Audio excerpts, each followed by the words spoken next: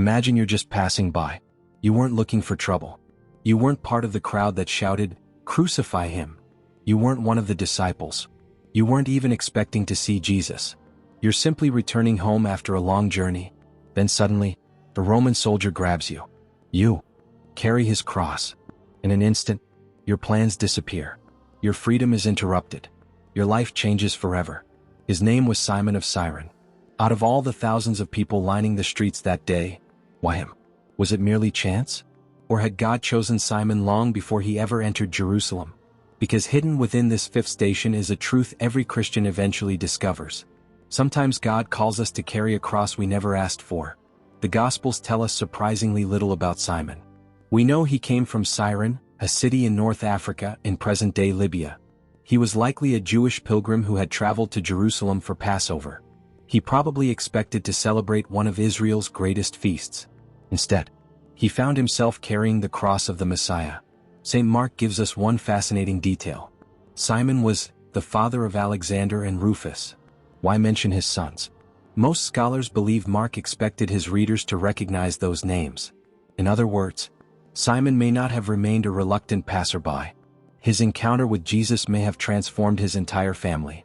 One unexpected moment changed generations. At first glance, Simon appears to be an unwilling participant. The Roman soldiers compelled him.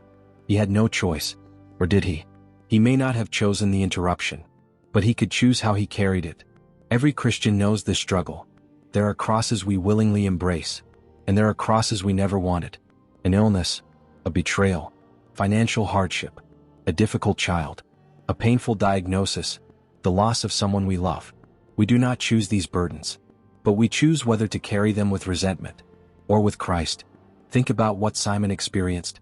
He stood closer to Jesus than almost anyone else on the road to Calvary. He felt the weight of the same wood. He walked the same road. He breathed the same dusty air. His shoulder pressed against the cross that would soon become the sign of humanity's salvation. What seemed like humiliation was actually an extraordinary privilege. St. Paul would later write, "Bear one another's burdens." Simon did exactly that. Without realizing it, he became the first person to literally help carry the cross of Christ. Simon teaches us something many of us resist. God's greatest invitations often arrive disguised as interruptions. Think about Moses. He was tending sheep. Think about Peter. He was fishing. Think about Matthew. He was collecting taxes. Think about Simon. He was simply walking home. None of them expected God to interrupt their ordinary day. Yet those interruptions became the turning points of their lives.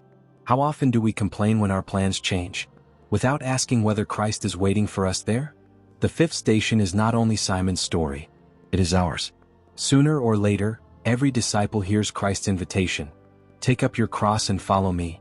Sometimes that cross belongs to someone else. A sick parent, a struggling spouse, a lonely neighbor, a friend battling depression. We cannot save them, but we can help carry their burden. This is what Christian charity looks like. Not standing at a distance, not offering empty words, but entering another person's suffering with love.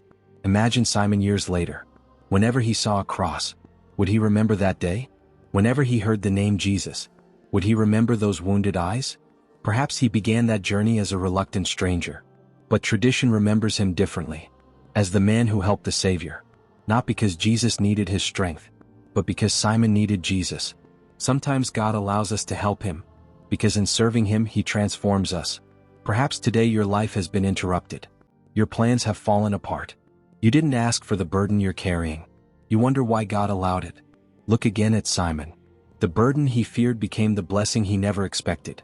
Perhaps the cross you are carrying today is not proof that God has forgotten you. Perhaps it is the very place where Christ is drawing closest to you. The fifth station reminds us that no one reaches heaven alone.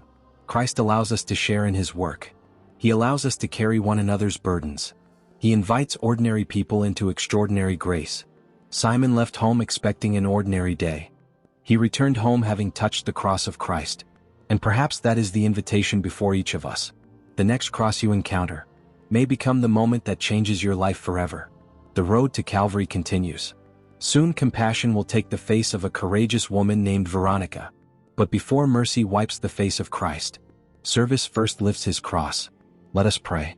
Lord Jesus Christ, You invited Simon of Cyrene to share in carrying your cross. Teach us to recognize the crosses you place before us each day. Give us generous hearts to help those who are suffering, even when doing so interrupts our own plans.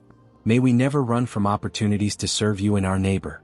And when our own crosses become heavy, remind us that you walk beside us, giving us the strength to continue. May every burden we carry draw us closer to you and prepare us for the joy of your resurrection. For you live and reign forever and ever. Amen.